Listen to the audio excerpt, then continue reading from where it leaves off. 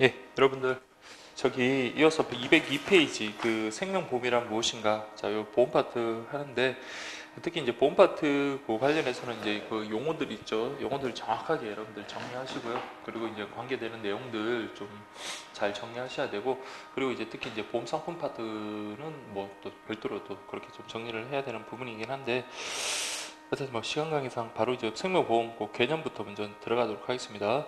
그래서 보험이라는 건 여러분들 예측할 수 없는 어떤 우연적 사고를 대비해서 우리가 다달이 보험료를 납입하고요. 그리고 그런 보험 사고가 발생했을 때 보험금을 지급받는 그런 시스템이잖아요.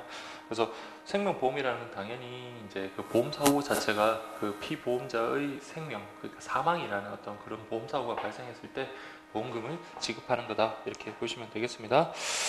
그래서 뭐 개요의하고 개요 정도는 가볍게 보시고요. 역사도 여러분들이 한번 읽어보시면 될 것 같습니다. 다만 이제 그 203페이지에 보시면 우리나라 생명보험 역사, 자, 우리나라 생명보험은 좀 한번 봐두실 필요가 있어요. 그래서 신라시대, 고려시대, 조선시대, 근대, 현대 그렇게 좀 구분해놨으니까 그렇게 키워드 위주로 그렇게 좀 확인을 하시고요. 특히 이제 그 현대 파트 이제 좀 보시면 될 것 같습니다.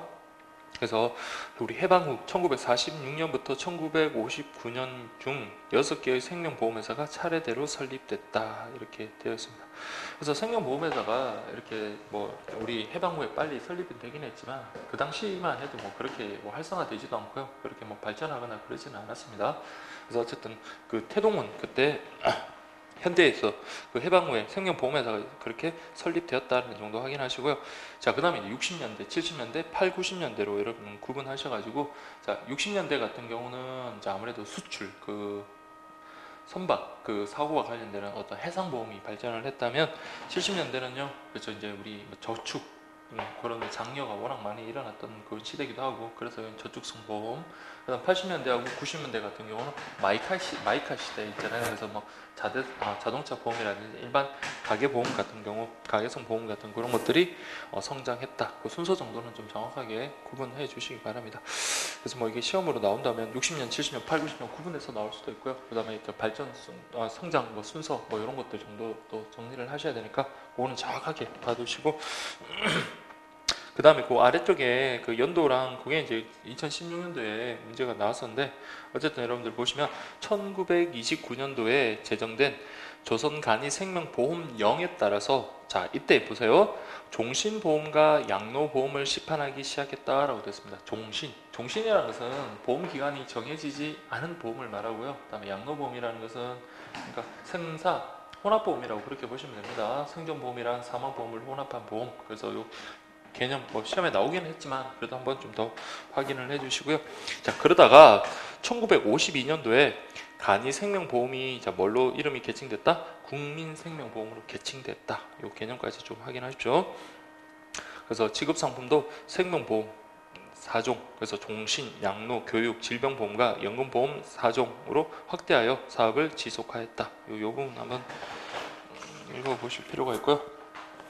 그 다음에 저기 204페이지 보시면 그 생명보험계약이라고 해가지고 보험과 관련되는 그 용어들 있죠. 그 당사자들이라든지 뭐 생명보험의 계약 관계자들 나오니까 그거 여러분들 보시면, 그래서 굳이 여러분들 뭐 정리하자면 늘 말씀드리는 거지만 보험자, 보험회사를 말하고요. 그 다음에 보험계약자 이렇게 보시면 되겠습니다.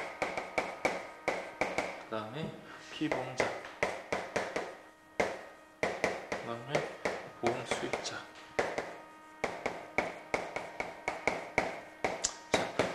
그러면 물론 이제 여러분들이 좀 책에 있는 내용들 디테일한 부분들을 좀 잘 알아두셔야 되겠지만, 자, 그냥 제가 생각나는 대로 일단 뭐 이게 좀 부서가 없을 수 있겠지만, 자, 우리 그 임보험법까지 관련해 가지고 나오는 내용들, 전체적인 내용들을 한번 정리를 한번 해보겠습니다. 그래서 여러분들이 물론 이제 공부가 되셨으니까 여러분들도 그렇게 정리를 한번 해보시고, 혹시 뭐 기억이 안 나는 부분이 있다 그러면 그 부분 여러분도 다시 한번 살펴보시고요. 그 다음에 뭐 기억이 난다 그러면 한번 복수 차원에서 그렇게 좀 봐주시고, 또 이제 좀 아직 공부량이 좀 부족하신 분들은 지금 이참에 전체적 내용을 한번 틀을 한번 잡고 난 다음에 여러분들 한번 가보도록 할게요. 자, 자, 우리 여기 204페이지 보시면 생명보험 계약에서 생명보험 계약 관계자, 당사자가 아니라 계약 관계자로 되어 있죠. 당사자라는 것은 계약을 체결하는 그 사람들을 말합니다. 그래서 계약 체결과 관련되는 당사자는 보험자와 생명보험 계약자가 우리 당사자고요.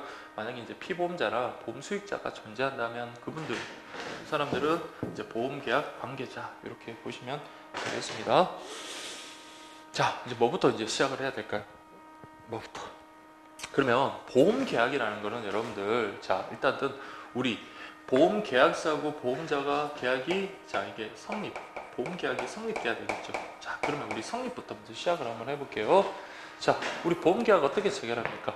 우리 일반적으로 예전에, 우리 요즘이야 이제 적극적으로 여러분들 보험의 필요성 때문에 어떤 보험계약자들이 적극적으로 막 여기저기 살펴보고 난 다음에 보험계약을 청약을 하고 보험회사에서 그거 뭐 심사 후에 이제 승낙을 할 겁니다. 그렇게 이제 가입하는 경우도 많지만 예전 같은 경우는 어떻습니까? 그래서 뭐 지인을 통해서든지 아니면 보험 모집인, 우리 보험 아줌마라고 하죠. 그래서 보험 아줌마들이 오셔가지고 보험 가입을 권유하면 우리가 뭐 마지못해 그렇게 가입하는 경우가 많습니다. 자, 그때 여러분들 생각해보면 보험 모집인은 그냥 보험회사의 대리인도 아니고요. 그냥 우리 소음적으로는 그 어떤 존재감 없는 분이라고 그렇게 생각하십시오. 그래서 우리 보험 모집인이 여러분 계약 당사자라면 큰일 납니다. 보험 모집인 대리인도 아니고요. 그래서 보험회사와 보험계약자가 우리 보험계약의 당사자다 이렇게 좀 보시면 되겠습니다. 자, 그러면 물론 이제 뒤쪽에 나오는 건데 어쨌든 우리는 생명보험과 관련되는 내용을 갖다가 공부를 해야 되는 거니까 먼저 한번 살펴보도록 하겠습니다. 자, 보험계약자가, 자, 나 만약에 필요해서 보험계약을 가입을 하고 싶잖아요. 그렇죠? 그러면은 보험계약자가 보험자에게 청약을 하는 겁니다. 청약을 하면요, 그렇죠, 뭐 어떤 사기 보험이라든지 그런 어떤 부적격자가 보험에 가입할 수 있기 때문에 청약한다고 무조건 보험회사에서 승낙하지는 않겠죠. 그래서 저기 보험회사에서 심사를 거친 후에 보험 그 계약에 승낙을 할 겁니다. 다만 이제 승낙을 할 때는, 자, 최소한 30일 이내에 해야 돼요. 승낙은 30일 이내 승낙 여부를 결정을 해가지고 승낙을 하거나, 아니면 당신이 이런 뭐 해당자이기 때문에 우리 보험 거절 대상자이기 때문에 가입할 수 없습니다. 이걸 알려줘야 돼요. 만약에 보험회사에서 30일 지나도록 안 알려주면요, 자, 우리 법에는 청약을 받은 후 그리고 30일이 지나도록 승낙 적부에 대해서 어떤 통지를 하지 않으면 승낙한 걸로 그렇게 간주를 하고 있습니다. 승낙한 걸로 의제가 된다 이렇게 보시면 되겠고요. 자, 근데 그래서 보면 청약과 승낙의 합치로 보험계약은 성립한다. 그래서 이거는 무슨 계약이다? 낙성계약이다 이렇게 보시면 돼요. 그래서 보험계약은 저기 우리 앞에 봤던 예금계약과 달리, 예금계약 같은 경우는 예금거래 기본약관에 따르면 요물계약으로 볼 수 있잖아요. 그렇지만 보험계약은 낙성계약이다. 요점이 이제 다르고요. 그리고 자, 보험계약자 입장에서는 여러분 보세요. 만약에 보험사고가 나가지고, 보험금 지급 사유가 바로 보험사고잖아요. 보험사고가 나가지고 보험금을 지급받기 위해서는, 자, 뭘 하라고 우리 상법에 규정했냐면 최초 보험료를 지급될 때부터 보험자의 책임이 개시된다라고 그렇게 규정이 되어 있습니다. 그러면은 단순히 그냥 청약하는 것보다 요즘 관례적으로 최초 보험료를 먼저 그냥 납입을 합니다. 그래야지 이 사람이 승낙할 때 바로 뭡니까? 바로 보험계약도 성립하고 바로 피보험자에게 보험사고가 발생했을 때 만약에 보험 수익자가 있다면 보험 수익자가 보험금을 수령할 수가 있는 거잖아요. 그래서 우리 보험계약자와 관련해가지고 자, 최초 보험료를 납입할 때 보험자의 책임이 개시된다라고 그렇게 상법에서 규정을 하고 있다. 우리가 그렇게 정리를 했죠. 자, 그래서 보험계약의 성립 시기하고 보험자의 책임 시기하고는 달라요. 다르다라는 거, 그거 여러분들 좀 기억을 해주시고요. 그리고 만약에 자, 보험료를 갖다가, 그러니까 최초 보험료를, 자, 이분이 좀 잘 아시는 분이네요. 그래서 보험료를 같이 납입하면서 청약을 했습니다. 그런데 보험자 입장에서는 자, 우리 30일 이내에 승낙 적부를 갖다가 통지를 했는데 그렇게 심사를 했어요. 심사를 하다가 거절을 하는 경우가 있잖아요. 그래서 여기는 승낙 말고 거절을 했다. 거절을 할 때는 어떻게 하라고 되어 있습니까? 받은 보험료에다가 1% 플러스 그 알파까지 이자를 합산해 가지고 지급하도록 그렇게 되어 있다라고 했죠.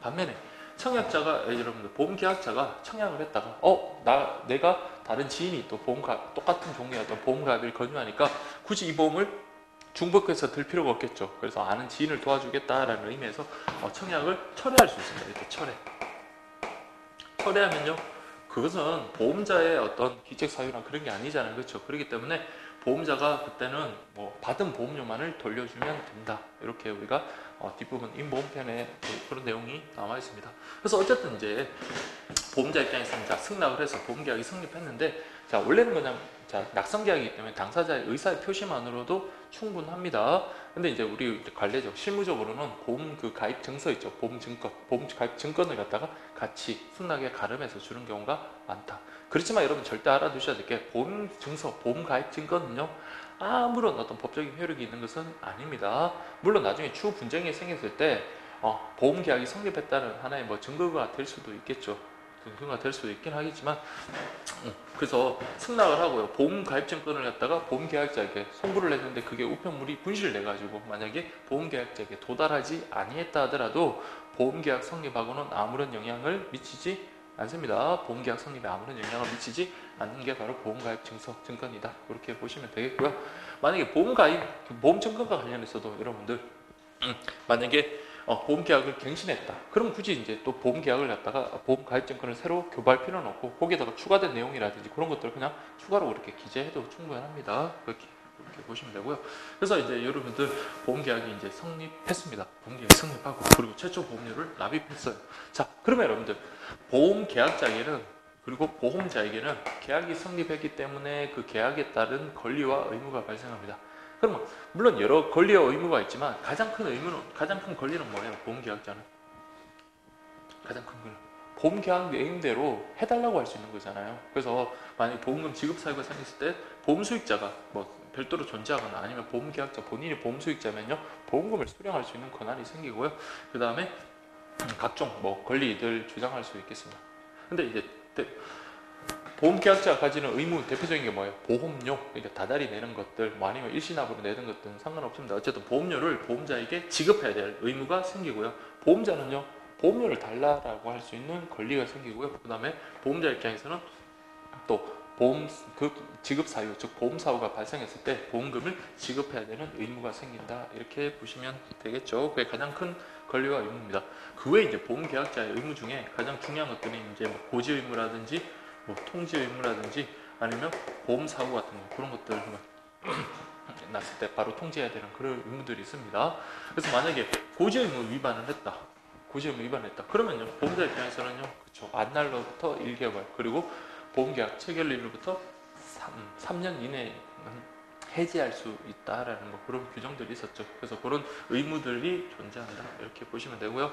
그 다음에 피보험자라든지 보험수익자라든지 요거는 반드시 존재할 필요는 없습니다. 왜냐하면 보험계약자가 본인이 피보험자가 될 수 있고 본인이 보험수익자가 될 수가 있거든요. 근데 만약에 별도의 피보험자가 존재한다면, 자, 여러분들 나도 모르게 내가 어떤 생명보험의 피보험자가 됐다. 기분 상당히 안 좋을 수 있겠죠. 그렇기 때문에 별도의 피보험자가 존재할 때는 반드시 피보험자의 서면에 의한 동의를 얻어야 되고요. 서면에 의한 동의를 얻지 않으면 그 보험계약은 무효가 됩니다.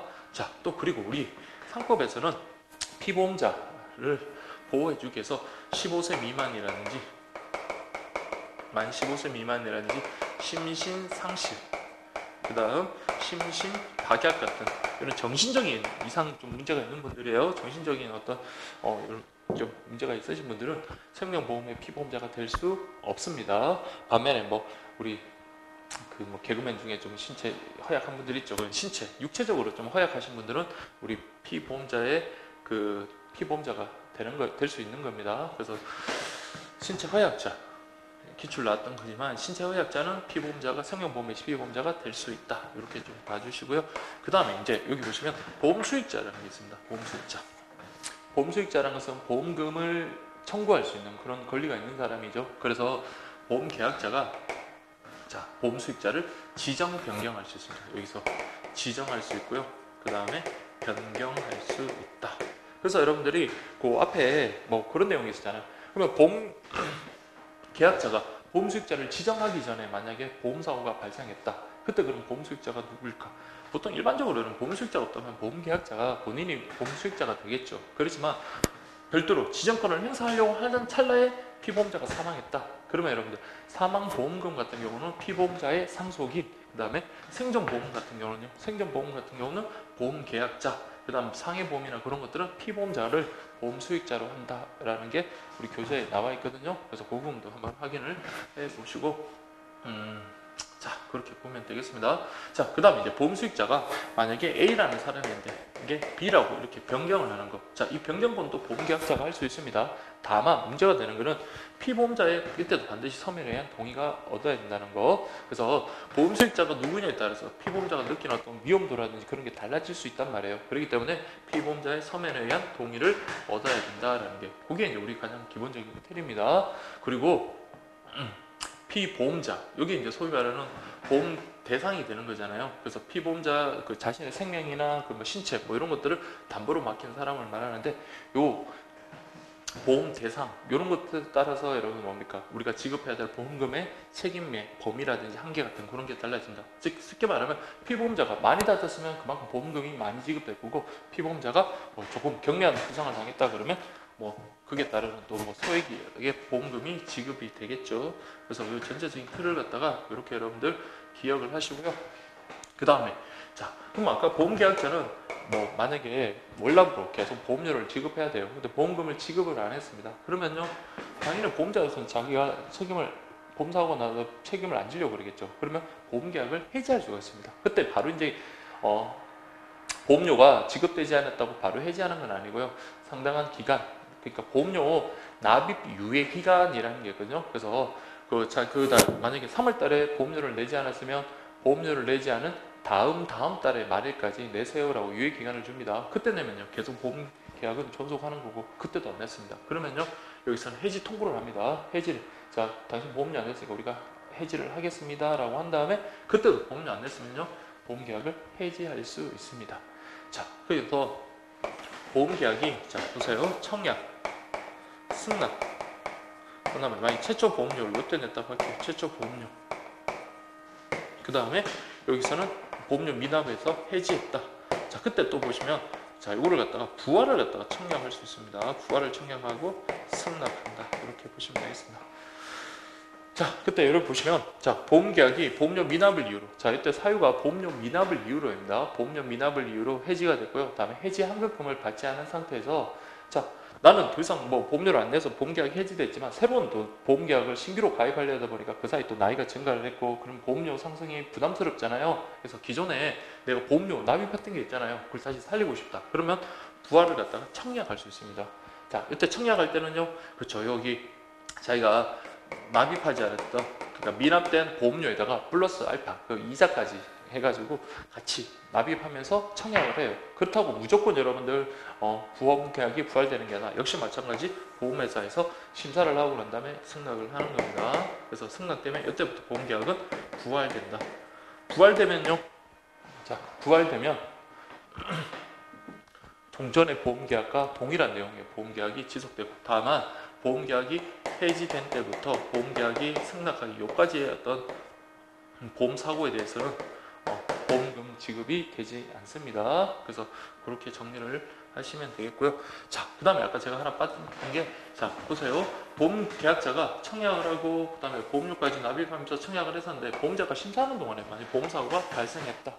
이럴 때는요, 그렇죠, 이 보험자가 보험금을 지급을 거절해야 될 사유죠. 뭐 보조 의무를 제대로 이행하지 못했다는 등 뭐 그런 것들이 없는 한 우리 역시 마찬가지 보험사고 발생 시 보험금을 지급해야 된다. 그게 바로 승낙장 사고 담보라는 그런 개념으로 그렇게 확인을 할 겁니다. 아시겠죠? 자, 여기 이제 가장 기본적인 틀입니다. 그 외에 이제 뭐 보면 보험 계약자 측의 어떤 고의 또는 중과실로 인하여 보험사고가 발생했을 때는 뭐 면책이 된다든지 뭐 그런 것들 내용들 이제 쭉 나올 거고요. 그 다음에 뭐 통지 의무, 사고, 뭐 그 다음에 위험 변경, 증가 뭐 할 때 통지하는 의무 뭐 그런 것들 뭐 세세하게 이렇게 나올 거니까 그것도 그렇게 확인을 하시면 됩니다. 자, 전체적인 틀은 여러분들 이렇게 보시고요. 다만 이제 또 뭐 보험료, 그 도대체 보험료라는 게 도대체 어떻게 산출될까? 그래서 여러분들 보험료 산출의 기본적인 3대 원칙이 있죠. 그래서 뭐 대수의 법칙이라든지 생명표, 그 다음에 수지 상등의 원칙, 이런 것들이 있습니다. 특히 이제 수지 상등의 원칙이라는 거는요, 수많은 보험 계약자들이 납입하는 보험료의 총액이 있죠. 보험료의 총액이 뭐하고 같다? 그쵸. 보험금과 그 다음에 보험회사에서 운영하는 뭐 유지비라는 게 있잖아요. 요것에 총액과 같다. 그래서 이게 보험료하고 보험금 바뀌면 안 됩니다. 그래서 이런 게 이제 수지 상당히 원칙이고, 다음 대수의 법칙이라는 건요. 그렇죠. 어떤 특정의 사건 몇 개만 보면은 보험회사가 손해 보는 것 같죠.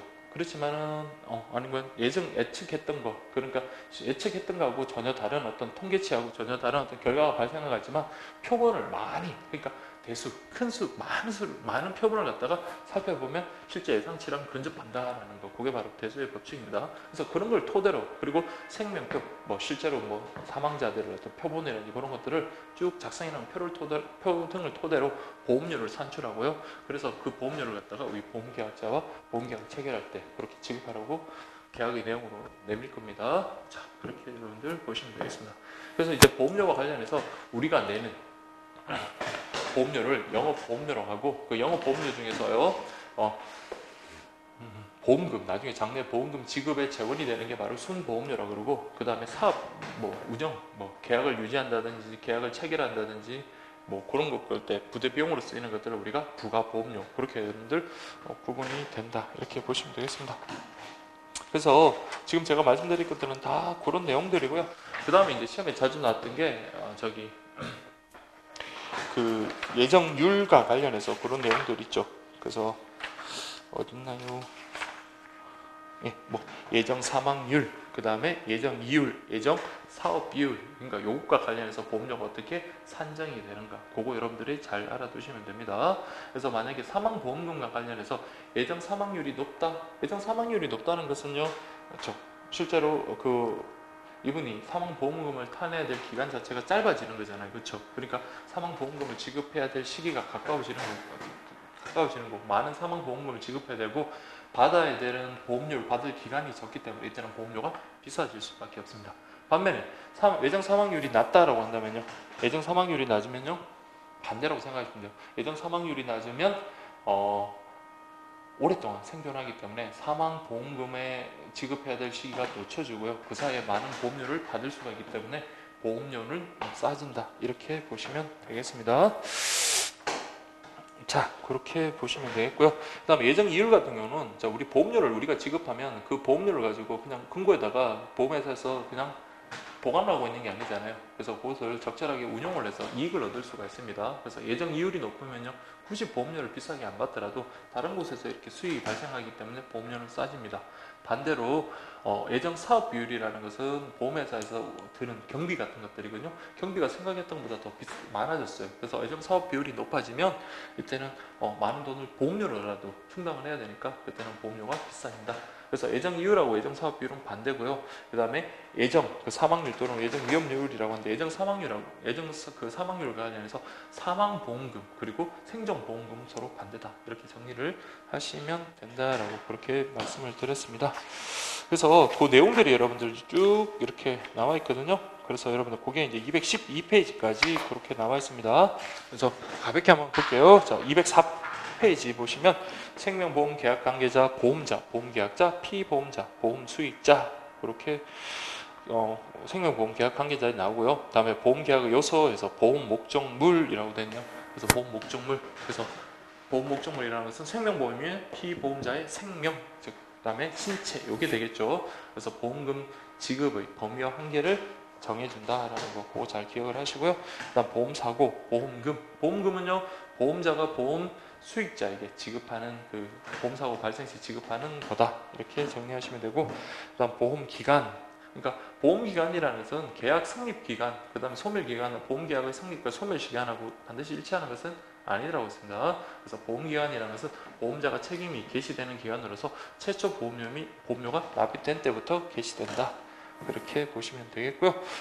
보험료 납부하지 않으면 계약은 해제 또는 해지된다. 그래서 보험료의 납입기간과 보험기간이 일치한다, 그러면 이걸 전기납, 그래서 반면에 보험료의 납입기간이 보험기간보다 짧다 그러면 단기납. 대표적인 게 여러분 1년치를 한 번에 내는 자동차 보험 같은 거 생각하시면 된다라고 했습니다. 자, 그래서 205페이지 보시면 그 상부상조의 정신, 대수의 법칙, 생명표에서 생명보험의 3대 원칙, 기본 원리, 이렇게 정리를 하시고요. 그 다음에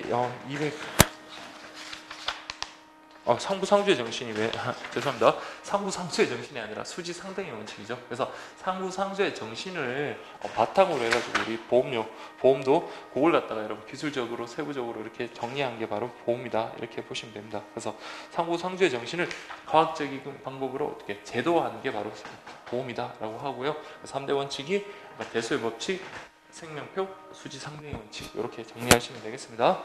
그 다음에 이제 206페이지 보험료 산출의 계산의 기초 있죠. 그 부분 아까 제가 말씀드린 대로 그렇게 정리하시고 이 부분 절대 외우지 마십시오. 그래서 이렇게 이해를 하시고 다만 여러분들 그 예정 사망률하고 예정 이율 같은 경우는 뭐를 기초로 한다? 자, 순보험료 그것과 관계되고요.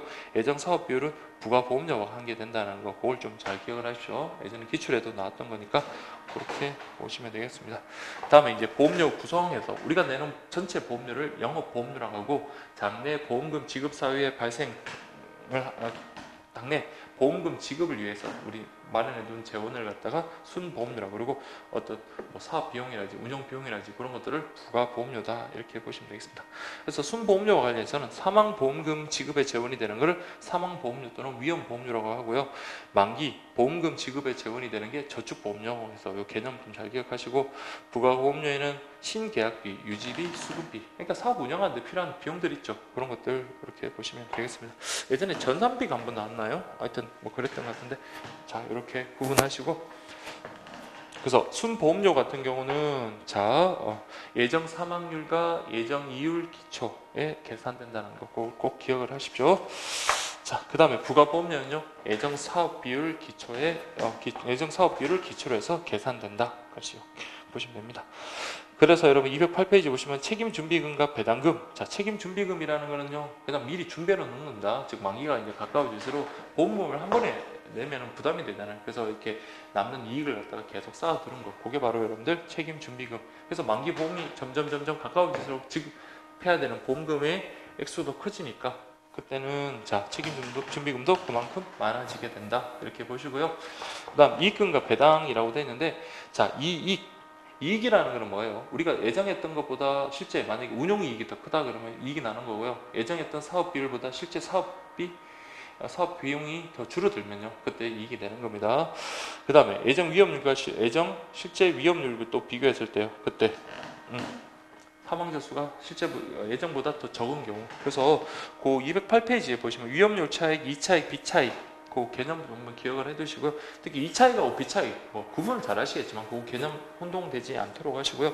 그래서 예정 사망률에 의한 사망자 수보다 실제 사망자 수가 많은 게 아니겠죠. 적은 경우에 이제 이익이 발생하는 거고 예정 이율보다 실제 뭡니까? 실제 이율에 의한 수익이 더 많은 경우, 적은 경우 아니겠죠. 많은 경우, 사업 비율은요 더 적은 경우, 그때 이제 수익이 발생한다. 그게 바로 3대 이원이다. 자, 그럼 이런 이익을 갖다가 어떻게 하나요? 그렇죠. 유배당 보험 상품 같은 경우는 우리 보험 계약자들한테 배당을 해줄 거고요. 무배당 상품 같은 경우 배당을 안 해줍니다. 그러면 선생님 유배당이 훨씬 좋잖아요. 물론 좋기야 좋을 수도 있겠지만 대신 무배당 같은 경우는 보험료를 갖다가 싸게 해주겠죠. 그래서 그런 차이가 있다. 그렇게 보시면 되겠습니다. 자, 그 다음에 이제 생명보험 상품의 특징이라고 되어 있는데, 자, 1번 보시면 무형, 미래지향적, 뭐 이런 건 여러분들 뭐 제가 많이 설명을 드렸던 거고, 이렇게 보시면 되고요. 그다음 상품의 구성과 관련해서 특히 그 특약이 있죠. 특약. 나중에 생명보험 상품에서도 나오지만 특약의 구분해서 독립성 여부, 필수 가입 여부에서 잘 개념만 좀 구분하시면 됩니다. 그래서 독립특약이라는 건요. 그래서 특약 자체가 독립됐어요. 그럼 여기 붙여도 되고 저기 붙여도 되는 그런 특약을 독립특약이라고 하고요. 종속특약이라는 것은 반드시 이 주계약이면 그쪽에만 우리가 부과될 수 있는 것, 그게 바로 종속특약이다. 이렇게 보시면 되겠습니다. 그 다음에 고정부가특약은요, 그건 선택의 문제입니다. 그래서 고정부가라는 것은 계약자 선택과 관계없이 부과되는 특약이 고정부가특약이고, 선택부가특약은 계약자의 선택에 의해서 부과되는 특약이다. 그렇게 보시면 되겠습니다. 자, 그리고 이제 211페이지 보시면 그 정기보험, 종신보험 개념이 시험에 나왔죠. 정자라는 것은 정해졌고 기간이 정해집니다. 그래서 일정한 기간 안에, 그러니까 미리 기간을 정해놓고 그 기간 안에 보험사고가 발생했을 때 보험금을 지급하는 보험을 정기보험이라고 하고요. 다음에 종신보험이라는 것은 기간을 정하지 않고 종신동안 그 사이에 이제 보험사고가 발생한 경우에 지급하는 거다. 정기보험, 종신보험. 그다음에 생존보험은요, 그렇죠. 살아 있을 때, 그 기간 내에 만기 동안 생존했을 때 지급하는데, 그러면 그 만기 전에 만약에 사망하면요, 그렇죠. 이때는 물론 약정에 따라 다르겠지만 보험금은 물론 우리가 납입한 보험료도 돌려받지 못할 수도 있다라는 거. 근데 요즘 주로 이제 말하는 소위 말하는 생명보험은 생사혼합보험, 양로보험을 의미합니다. 그래서 만기 전에 사망하면 사망보험료, 만기까지만 생존하고 있으면 우리 생존보험료, 보험금이 지급되는 그런 형태다. 자, 저축성 보험. 저축성 보험이라는 것은 보장 부분은 약하겠죠. 그래서 보장 부분보다도 저축 기능을 강화한 거다. 이렇게 보시면 되겠습니다. 그래서 그 부분 좀 잘 보시고. 그래서 제가 이번에 요약집에는 이렇게 정리를 해놨죠. 저기 보장 부분은 위험보험료를 예정이율로 불이하여 피보험자가 사망 또는 상해를 당했을 때 보험금을 지급하는 부분이다. 그래서 위험보험료와 보장 부분 관계되고요. 그 다음에 적립 부분은 저축보험료를 일정 비율로 불이하여 그래서 만기 중도 생존 시 적립된 금액을 지급하는 부분이다. 이렇게 됐습니다. 그래서 우리 위험보험료, 저축보험료 있었죠. 그래서 우리 그것과 관련해가지고 순보험료를 우리 위험보험료랑 저축보험료로 구분했었잖아요. 그렇게 여러분들 구분할 수 있다. 이렇게 보시면 되겠고요. 그럼 그 외에 이제 부분은 여러분들 한번 읽어보시면 되겠습니다. 자, 그 다음에 이제 213페이지 보시면 보험 관련 세금. 자, 이 부분이 처음 이제 공부하시는 분들은 많이 어려운데 여러분 너무 어렵게 생각하지 마시고 그냥 있는 그대로 여러분들이 좀 정리를 하시면 돼요. 그래서 그러니까 관련해가지고는 어쨌든 보험 관련 세금이잖아요. 그럼 보험 관련 세금은 여러분들 크게 두 가지가 있습니다. 자, 세액 공제 받는 거예요. 그래서 우리가 납입하는 보험료 같은 경우 세액 공제를 받는다는 건요. 그래서 우리의 소득으로 합산하지 않고요. 그리고 과세 표준 자체가 적어지기 때문에 세금을 적게 낼 수 있는 거니까 그게 또 우리 세금 혜택을 받는 거다라고 그렇게 보는 거고요. 또 우리가 중도에 만약에 해약했을 때 해약 환급금이 우리가 냈던 납입된 보험료보다 더 많다 그러면 그만큼 차이만큼 수익이 나는 거잖아요. 그래서 그러면 그것도 수익이니까 거기에 대해서 세금을 부과할지 말지 그걸 또 결정을 해야 될 거고 그리고 우리가 보험금을 수령했을 때 당연히 보험금이 우리가 납입한 보험료보다 더 많다면 그 차익만큼이 또 역시 수익이 될 수 있으니까 거기에 대해서 과연 세금을 어떻게 부과할까 그 내용입니다. 그래서 저기 213페이지 보시면 이 보험세요. 세액 공제는 보장성뿐만 아니라 연금저축보험 관련되는 그 보험료도 세액 공제 대상이 된다 해가지고 보장성 보험 같은 경우는 자 납입한 보험료의 12%입니다. 다 100만 원 한도. 다만 부담성 보험이라도 장애인 전용 보험 같은 경우는 15% 100만 원 한도. 그 다음에 연금 저축 보험료 같은 경우는 400만 원 한도에 12 또는 15% 납입한 보험료에 12 또는 15% 그렇게 구분하시고요. 그 다음에 그 공제 대상 계약과 관련해서 이 내용들 좀 봐두세요. 그래서 피보험자가 기본공제 대상자인 보험이다. 그래서 기본공제 대상자가 뭘까? 그러면 근로자 본인을 피보험자로 하거나 아니면 배우자라든지 아니면 60세 이상 또는 미성년자와 관련되는 사람. 근데 그런 사람들은 소득이 연간 100만 원 이하 동거를 해야 되고요. 100만 원 이하다. 그러니까 소위 말해서 수입이 없는 그런 사람이죠. 또는 기초생활수급 대상자. 그 내용이 여러분들 214페이지 보시면 그 기본공제 대상자들 거기 나와 있죠. 그래서 그 부분 좀 보시고요. 자, 그래서 여러분들 213페이지 보시면 그 공제 대상 계약이라고 돼가지고 요건이 있죠. 그래서 보장성 보험의 세액 공제를 공제받기 위해서는 세액 공제 받기 위해서는요 피보험자가 일단 피보험자입니다. 피보험자가 기본 공제 대상자인 보험이고 근로소득자가 실제로 납입하는 보험이다. 그래서 보장성 보험과 장애인 전용 보험 같은 경우는 근로소득자의 공제가 되는 거고요. 저 연금저축보험 같은 경우는 종합소득자이면 됩니다. 굳이 근로소득에 한정되는 것은 아니에요. 자, 그래서 여러분들 그 내용들 한번 좀 보세요. 특히 이제 장애인 전용 보험과 관련해서 보세요. 밑줄 친 거. 장애인을 피보험자로 하거나 또는 보험 수익자로 하는 보험 이렇게 보시면 되겠습니다. 그래서 뒤쪽에 어깨동무 보험과 관련해서 보면 그 1종, 2종, 3종 있죠. 그래서 특히 뭐 생활안정형 같은 경우는 생활안정형이라는 것은 부양자가 만약에 사망했을 때 장애인 혼자 남게 되잖아요. 그러면은 장애인이 보험사고가 발생하는 게 아니잖아요. 그때 장애인을 보험 수익자로 할 때 그런 거고, 그 다음에 2종의 뭐 안보장형이라든지 3종의 상해보장형 같은 경우는요, 그렇죠, 장애인이 직접 보험사고가 발생했을 때니까 장애인이 피보험자가 되는 겁니다. 그래서 우리 세액 공제를 받기 위해서는 장애인이 피보험자로 한정되는 것도 아니고요, 보험 수익자로 한정되는 것도 아니고 피보험자 또는 보험 수익자 이렇게 되는 겁니다. 그 다음에 만기 환급 금액이 납입 보험료를 초과하지 않는 보험이어야 된다. 이해되시겠죠? 그래서 만기한 금액이 초과된다는 것은 수입을 넣는 거기 때문에 이걸 굳이 공제 대상 해줄 필요 없다. 이렇게 보시면 되겠고요. 내용은 똑같습니다. 그 다음에 장애인 전용 보험으로 명시. 그래서 우리 어깨동무보험, 장애인 전용 보험 이렇게 됐고요. 그 다음 연금저축보험이 공제 대상, 즉 세제 혜택 받는 보험이다라고 보시면 되는데, 자, 이게 2001년 1월 1일 기준으로 이전계 구개인연금이고, 그 다음에 이후계 연금저축보험 내지 신개인연금 이렇게 보시면 됩니다. 그래서 연간 1,800만 원 이내에서 5년 이상 납입한다라는 거. 그래서 과거에는 10년 이상 납입했어야 되고 그 분기가 300만 원인가 그랬었잖아요. 그래서 지금 이렇게 바뀐 내용대로 그렇게 가면 됩니다. 그 다음에 55세 이후부터 그렇죠. 10년 이상 연금을 지급하는 보험. 그래서 이런 요건일 때 세액공제가 된다라는 거 정도 보시고요. 그 다음 그 밑에 그 각주 있죠. 이것도 한번 읽어보시고 좀 정리를 하셔야 돼요. 자꾸 15%가 되는 게 어떨 때 그 연금저축보험과 관해서 12%, 15% 되는 정도 확인하시고, 그 다음 214페이지 보시면 보장성 보험의 세액공제, 그 다음에 그 해가지고 다음 두 번째가 장애인 전용 세액공제. 여기 이제 기출 한번 된 적이 있는데, 자 그러면 장애인 전용 보험이 그러면 보장성 보험하고 중복됐다. 그러면 중복해서 세액공제 해주는 거는 안 된다라는 거, 그거 여러분들 확인하시면 되겠습니다. 그래서 이 부분은 어려운 건 없습니다. 그냥 여러분들 한번 읽어보시면 되고요. 그래서 여기까지가 이제 어쨌든 보장성 보험과 관련되는 세액공제 이렇게 되고요. 그 다음에 215페이지 보시면 저축성 보험과 관련해서 여기 보시면 차익과세, 차익이란 게 뭐예요? 우리가 수령한 그 저축성 보험, 뭐 연금 형태든 어쨌든 그 보험금이 우리가 냈던 납입한 보험료보다 많을 때 그걸 우리가 차익이라고 하죠. 차익이 일단 소득이니까 그것에 대해서 과세를 해주는 것은 당연합니다. 그렇지만 잘 보세요.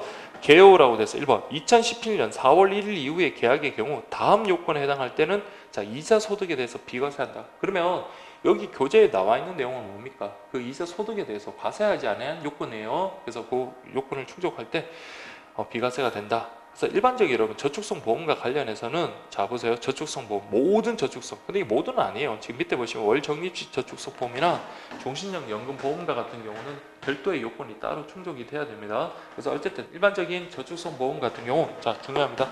과거 2억 원에다가 이번에 개정되면서 1억 원으로 바뀌었어요. 그래서 1억 원 이하인 보험 계약으로 만기 중도 해지까지 기간이 10년 이상인 경우, 그러니까 쉽게 말하면 장기적으로 넣는 경우 있죠. 장기 보험을 가입하고 보험료를 계속 지급했던 그런 보험에 대해서는, 그런 저축성 보험에 대해서는요, 그렇죠. 여기서는 이자 소득에 대해서 비과세 해주겠다. 자, 기억하십시오.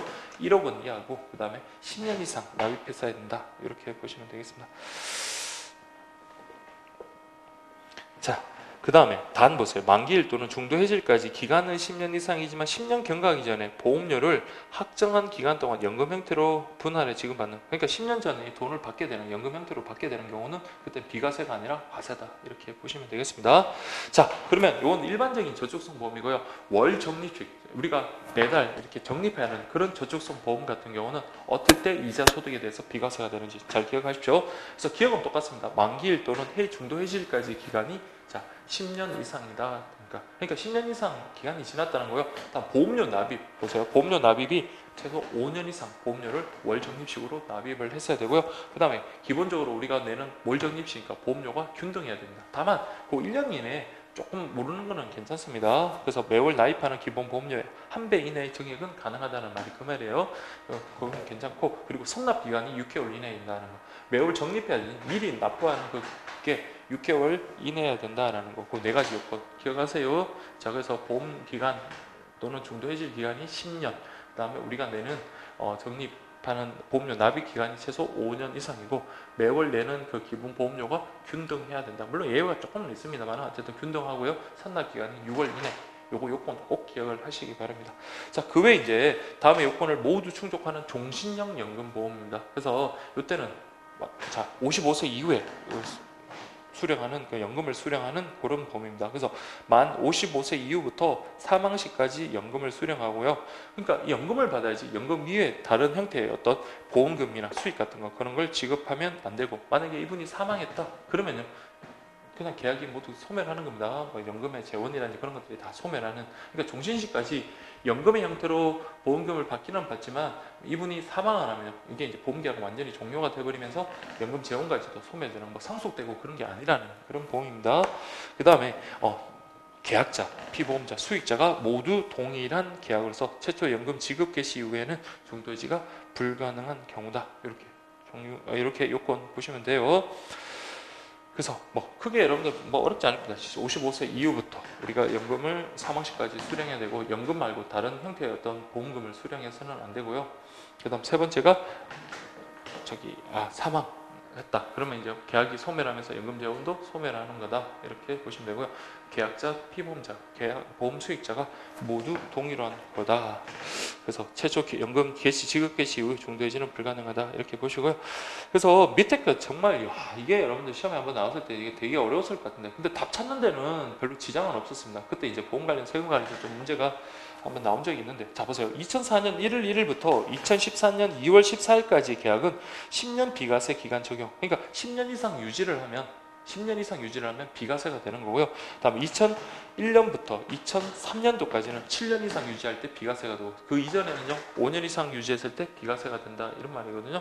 그래서 특히 시험에 나왔던 게 2004년도 그때부터 2013년도 2월 24일까지는 10년 이상 계약을 유지했을 때 비과세가 된다라는 여기 지문이 한번 나왔습니다. 자, 그거 한번 좀 그래도 나왔던 거니까 한번 정리 한번 하시고요.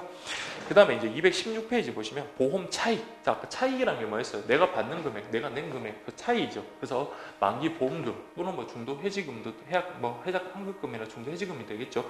그게 두 개다. 우리가 납입한 보험료를 뺀 게 바로 차익이다. 그럼 차익에 대해서는 당연히 소득이니까 과세를 해야 된다. 그래서 과세 시기 보세요. 여기 원천 징수한다. 이렇게 보시고요. 그다음 이자 소득의 일반 세율 해가지고 이자 소득세 14%, 지방 소득세 1.4 해서 우리 일반 세율에서 15.4 그 정도 확인하시고요. 그 다음에 216페이지 보시면 이제 그 연금저축보험과 관련해가지고 세제 혜택 연금보험, 그다음에 비혜택 연금보험 이렇게 돼 있는데.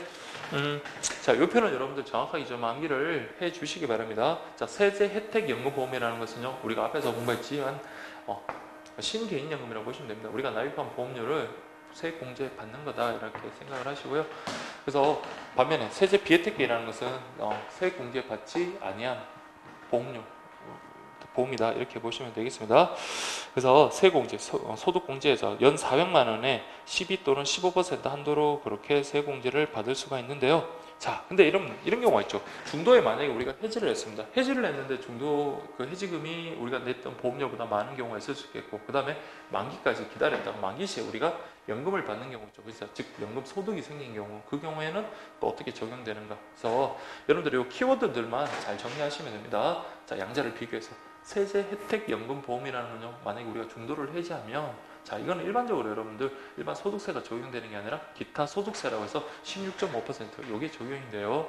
다만 우리가 부득이하게 해지를 하는 경우가 있죠. 그럴 때는 밑에 나와 있는 우리가 연금 수령할 때 적용되는 연금 소득세가 적용돼요. 자, 연금 소득세라는 것은 나이 55세에서 70세, 70세에서 80세, 80세 이상 이런 식으로 해가지고 세율이 5.5, 4.4, 3.3 이런 식으로 나이에 따라서 차등 적용되거든요. 그렇게 여러분들이 정리를 해 주시기 바랍니다. 그래서 만약 중복될 경우 종신연금형 같은 경우는 4.4거든요. 그래서 만약에 나이 55세 그럼 5.5가 적용되냐? 그때는 낮은 세율, 중복시 낮은 세율이 적용된다. 그렇게 보시면 되고요. 그 다음에 세제 비혜택 연금보험 같은 경우는요. 그래서 중간에 우리가 납입된 보험료에 세공제를 받지 않았단 말이에요. 그러면 우리가 연금을 수령할 때도 그럼 세공제를 안 받았으면 세금 부과가 안 됩니다. 반면에 중도 해지할 때는요, 중도 해지한 경우에는 그때는 이제 일반 과세가 적용된다는 거죠. 그래서 표가 머릿속에 딱 정리가 되셔야 돼요. 자, 그렇게 해서 여러분들이 딱 정리하시고, 그러면 그것과 관련되는 주요 내용들 한번 보겠습니다. 2번 세제혜택 연금보험에 적용되는 세제 주요 내용 해가지고, 자, 기타 소득세. 아까 기타 소득세는 언제요? 세제 혜택 연금보험이 중도 해지 시에 그게 원천 징수하는 게 바로 기타 소득세 16.5. 그래서 보세요. 1번 연금 외 수령 시 과세한다. 그러니까 연금 외 수령 시, 그러니까 중도 해지했을 때 수령할 때 과세한다.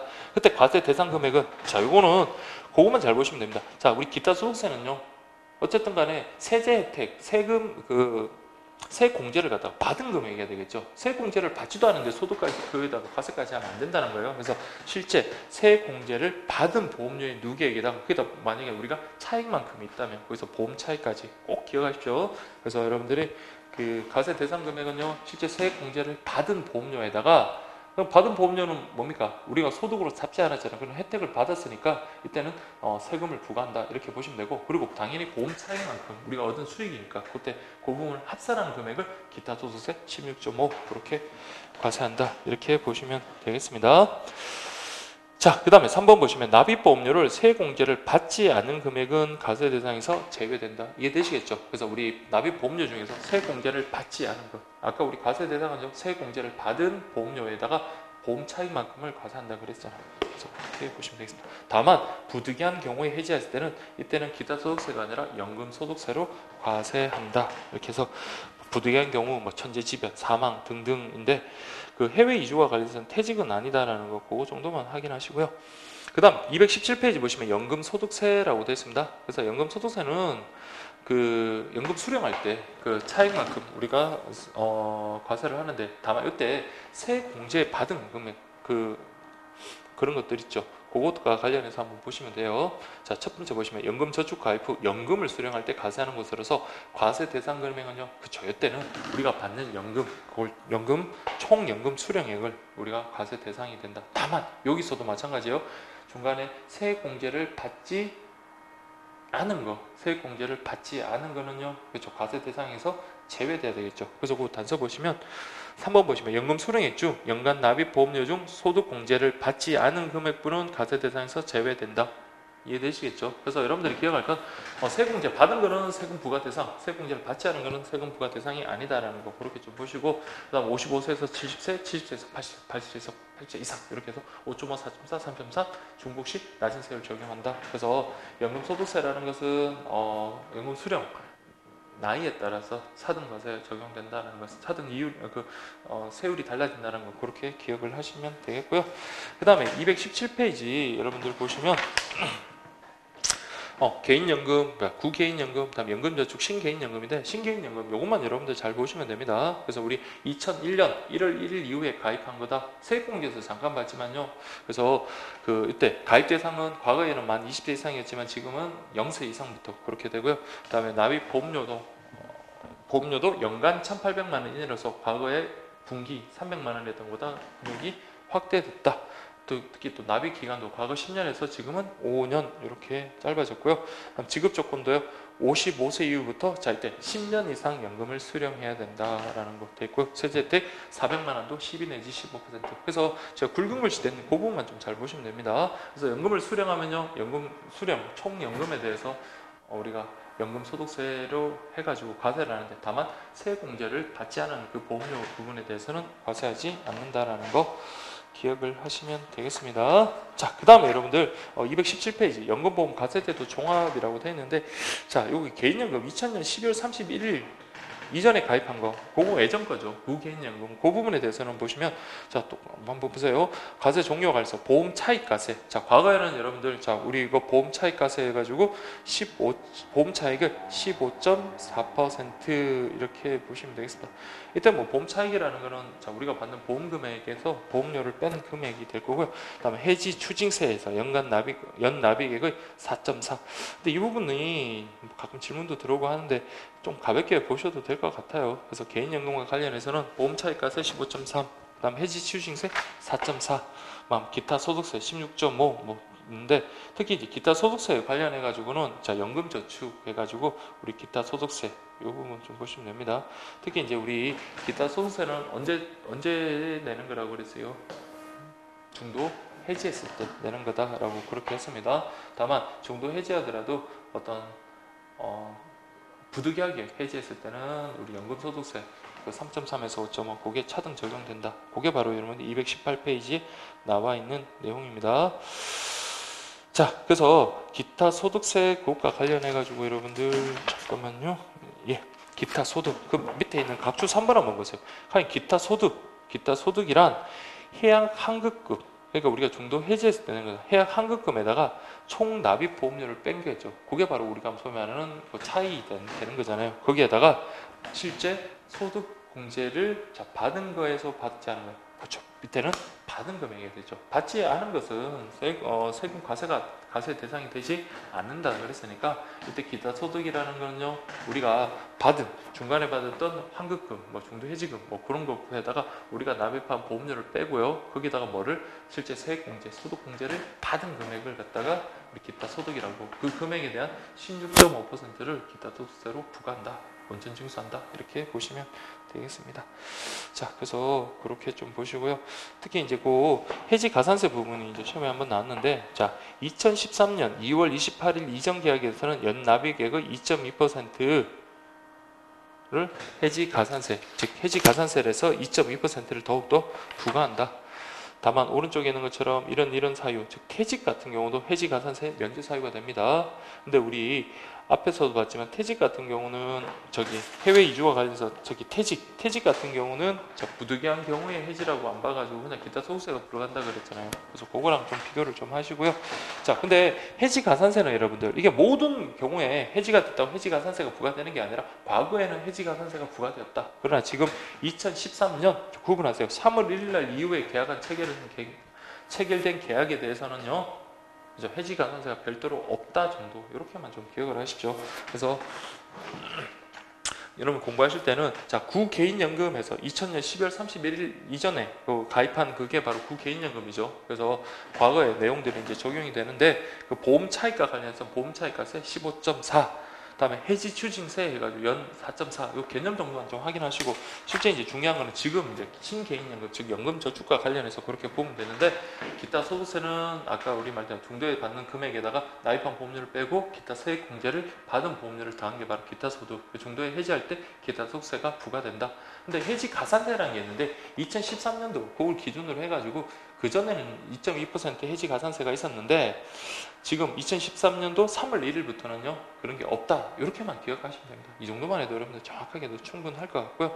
그래서 다만 해지 가산세와 관련해서는 퇴직 같은 경우는 면제 사유가 됩니다. 그래서 우리 앞에서 퇴직이 면제 사유가 되지 않았던 거 구분하시면 되겠고요. 그 다음에 219페이지 보시면 그 생명보험 용어 해설이라고 그렇게 지금 되어 있는데 자 제가 여기는 그 말씀드린 것처럼 굵은 글씨 밑줄 이렇게 저기 기본서에다가 조금 기본서보다도 좀 더 보강을 했을 겁니다. 그래서 이 부분 다시 한번 제가 또 읽어보면서 여러분들 나올 만한 거 그리고 중요한 것들 정리를 했으니까 여러분들 한번 정리를 하시면 될 것 같아요. 그래서 특히 굵은 글씨 그리고 편저주 해가지고 좀 뭐 숫자 바뀔 수 많은 것들 그런 것들 좀 제가 정리를 했으니까 특히 여기서는 여러분들이 그 앞에 책이 이제 전부 보신 분들은 알겠지만 그 관련된 내용들이 있죠. 그것들 말고 여기 생명보험 용어 해설과 관련된 그런 내용들 있잖아요. 뭐 대표적인 게 가입 나이잖아요. 가입 나이라는 게 뭐 우리 다른 기준 교재에 나와 있는 게 아니잖아요. 그래서 이때는 보험 계약자의 나이를 의미하는 게 아니라 피보험자의 나이를 의미한다. 그래서 우리 보험 상품 관련해서 제일 먼저 나오는 게 뭡니까? 꿈나무 보험이잖아요. 꿈나무 보험 같은 경우는 가입 대상이 몇 살이에요? 꿈나무. 저 같은 사람이 꿈나무는 아니잖아요. 꿈나무 같은 경우는 0세부터 15세거든요. 그럼 피보험자가 0세부터 15세다 이 말입니다. 자, 그래서 그런 내용들 그렇게 좀 보시고 그럼 나이 같은 거는 자, 6개월 기준으로 절상한다 이렇게 보시면 되고 그래서 가입 제한 해가지고 뭐 사망을 담보로 하는 경우 우리나라에는 만 15세 미만 가입할 수 없도록 규정하고 심신상실, 심신박약 이런 것도 가입 거절입니다. 그래서 그 부분은 여러분들이 한번 쭉 읽어보시고 그리고 이 부분과 관련해서 제가 문제집에 하나하나씩마다 지문마다 다 넣었거든요. 그랬을 겁니다. 지문마다 하나씩 넣었으니까 그거 한번 비교하면서 좀 보시면 되겠습니다. 자, 좀 쉬었다가 저기 보험계약법 부분 좀 보도록 할게요.